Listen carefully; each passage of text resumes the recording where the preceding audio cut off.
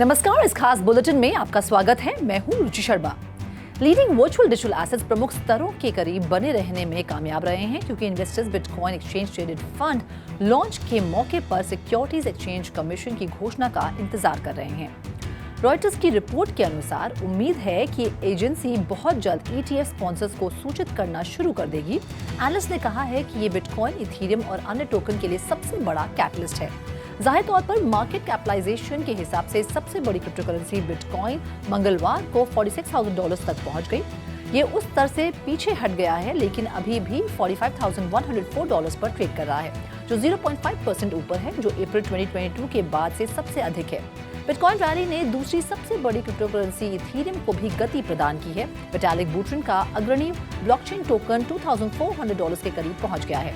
ये हाल ही में 1.2% की गिरावट के साथ $2,361 पर ट्रेड कर रहा था। अन्य लार्ज कैप टोकन जैसे XRP, सोलाना, कार्डानो, बाइनेंस आदि ने ब्रॉडर मार्केट ट्रेंड का अनुसरण किया। सोलाना ब्लॉकचेन का नेटिव टोकन SOL अब ईथर को कड़ी प्रतिस्पर्धा दे रहा है और $160 पर ट्रेड कर रहा है। पिछले 24 घंटों में ग्लोबल क्रिप्टो मार्केट कैप 0.25% बढ़कर $1.72 ट्रिलियन हो गई है। इसके साथ ही टोटल क्रिप्टो मार्केट का वॉल्यूम 59.4% बढ़कर $80.1 बिलियन हो गया है। DeFi में टोटल वॉल्यूम वर्तमान में $7.4 बिलियन है और सभी स्टेबल कॉइन्स $70.6 बिलियन है, जो टोटल क्रिप्टो मार्केट के 24 आवर के वॉल्यूम का क्रमश 9.2% और 88.1% का प्रतिनिधित्व करता है। बिटकॉइन का प्रभुत्व वर्तमान में 51.04% है, जो दिन के मुकाबले 0.3% अधिक है।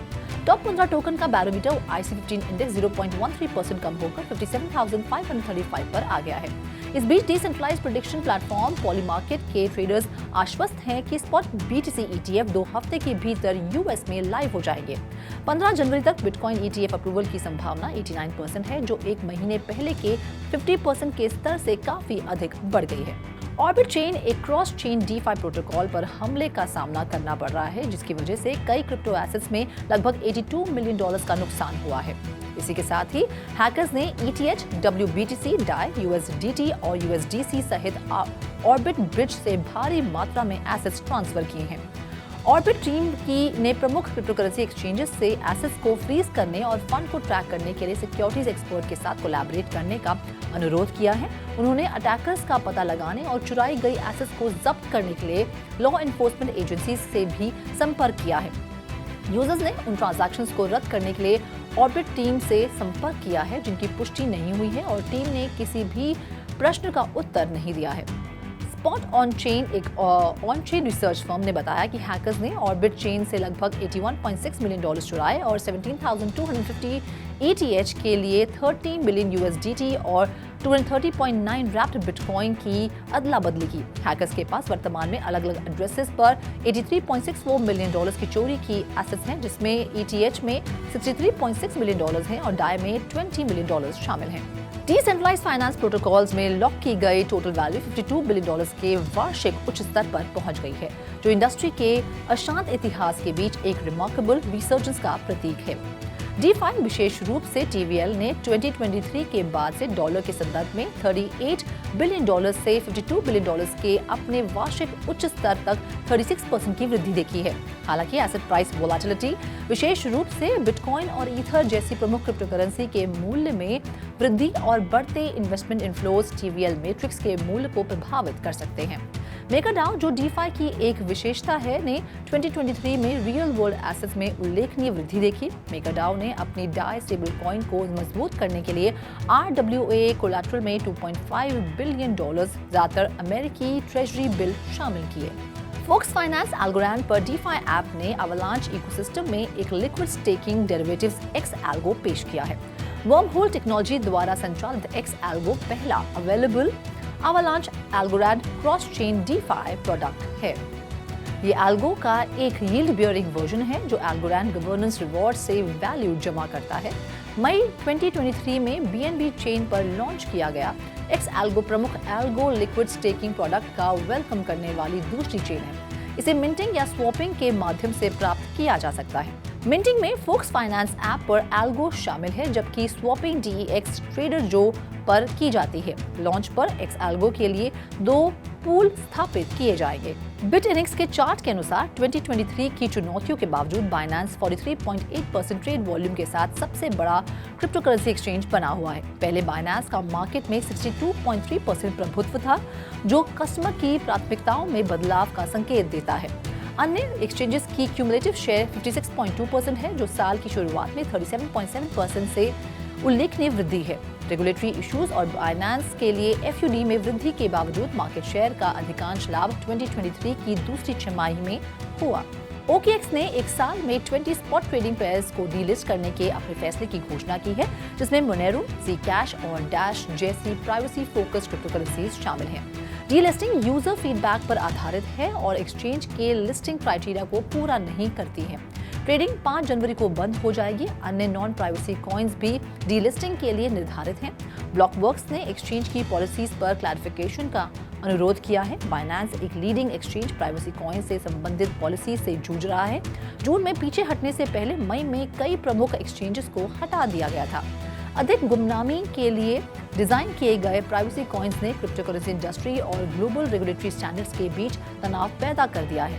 ये एसेट्स जो ट्रांजैक्शन डिटेल्स को अस्पष्ट करती हैं, मनी लॉन्ड्रिंग और टेररिस्ट फाइनेंसिंग जैसी इलिसिट एक्टिविटीज के लिए संभावित दुरुपयोग के लिए जांच की गई है। क्रिप्टो की हाई लोकल डिमांड के जवाब में इंडोनेशिया ने क्रिप्टो एसेट्स के लिए दुनिया का पहला राष्ट्रीय exchange commodity futures exchange launch किया है। CFX का लक्ष्य क्रिप्टो इकोसिस्टम को इन्वेस्टर्स के लिए सुरक्षित बनाना और कर उद्देश्यों के लिए डिजिटल एसेट ट्रांजैक्शंस को ट्रैक करने में मदद करना है। Indonesian commodity futures trading supervisory agency द्वारा 2019 में पेश किए गए रेगुलेशंस के लिए देश में संचालित सभी क्रिप्टो एक्सचेंजेस को ऑथराइजेशन लेने की आवश्यकता होती है। CFX से जुड़े लेजिटिमेट एंटरप्राइजेस के रूप में मान्यता प्राप्त करने के लिए फर्म्स को कड़ी जांच से गुजरना होगा।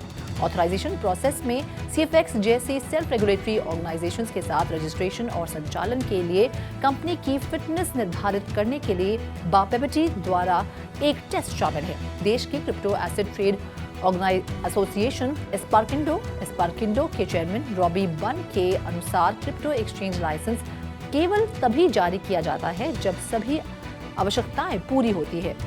एस्पार्किंडो इंडस्ट्री और रेगुलेटर्स में संभावित क्रिप्टो एक्सचेंजेस के बीच मीडिएटर के रूप में कार्य करता है। शिबा इनू, एक पॉपुलर मीम कॉइन प्रोजेक्ट ने 2023 में बर्न किए गए टोकन्स में 8.33% की कमी का अनुभव किया। दिसंबर में 35 बिलियन एसेट्स नष्ट होने का रिकॉर्ड था। ये प्रोजेक्ट के लगभग 590 ट्रिलियन के सर्कुलेटिंग सप्लाई के एक छोटे से हिस्से का प्रतिनिधित्व करता है। मैकेनिज्म का लक्ष्य इस सप्लाई को कम करना है, जिससे शिप को अधिक दुर्लभ और संभावित रूप से मूल्यवान बनाया जा सके। एसेट की कीमत बढ़ रही है। पिछले 24 घंटों में 5% की वृद्धि और 30% मासिक वृद्धि हुई है। एक्सपर्ट्स का सुझाव है कि शिबा इनू का लेयर 2 ब्लॉकचेन सॉल्यूशन शिबेरियम भी शिप की कीमत में वृद्धि में योगदान दे सकता है। नेटवर्क जो 2023 में लाइव हुआ ने कई माइलस्टोन्स का अनुभव किया है, जिसमें टोटल ट्रांजैक्शन 200 मिलियन से अधिक और 2.5 मिलियन के करीब ब्लॉक हैं। शिबेरियम का लक्ष्य बेस लेयर की एफिशिएंसी और स्केलेबिलिटी में सुधार करना, ट्रांजैक्शन फीस और प्रोसेसिंग टाइम को कम करना है।